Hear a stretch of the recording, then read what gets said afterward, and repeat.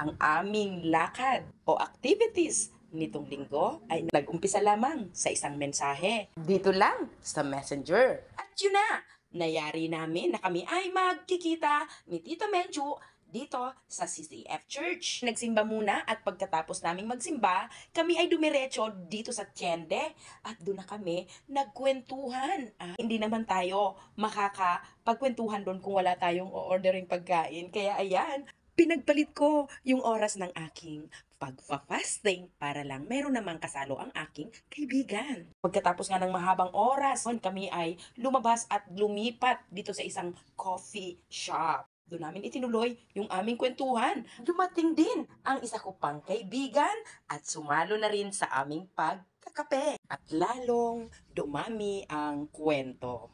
Treat Mrs. Russell, aka Tita Menchu, ang aming food. Ang sabi ko naman sa kanya, ako naman ang magtitreat sa coffee, but she insisted that siya daw ang magbabayad. So, Gora Bells lamang. Bawi ang auntie nyo next time. Salamat, sis! Malakas na shoutout! Hello! Again, this is your auntie, Grace. Muli, magandang hapon sa inyong lahat. At ako ay nagpapasalamat na kayo ay laging naririyan para suportahan ang Auntie Grace. Guys, kayo ang aking buhay. Kaya labis-labis ang aking pasasalamat dahil nariyan kayo palagi. At yung na-share ko sa inyong video ay maghapon yun kami kahapon. Sobrang kwentuhan mula after ng church. Nag-church kami ng 9 o'clock at natapos siya ng 10:30. And from 10:30, pumunta kami doon sa isang Japanese restaurant. At doon na kami umistambay ng napakahaba at nagkwentuhan.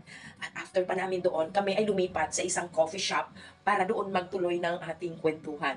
Napakasaya na minsan yung ating mga hindi inaasahan na mag-message sa atin para ayain tayo, tara, punta tayo sa church, at makapagkwentuhan, ay natutuloy. Yung walang plano at ito ay agad-agad ay naisasagawa. Kayo din, nawa, mayroon din kayong mga ganyang moment with friends na hindi natin inaasahan na bigla na lang mag-aaya at ikaw ay available, Gora talaga. Alam niyo naman ang auntie nyo ay kalad ka rin.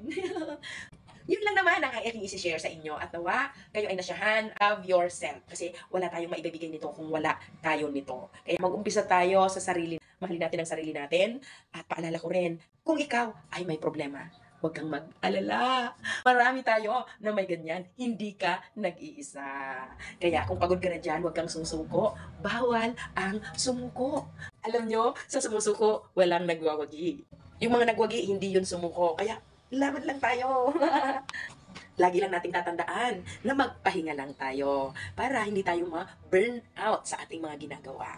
Lagi nating alalahanin na may Diyos na laging nakaantabay sa atin para tulungan tayo kung ano yung ating mga pangangailangan.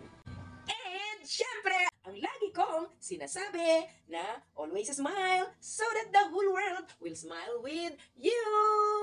Bye and see you on my next video.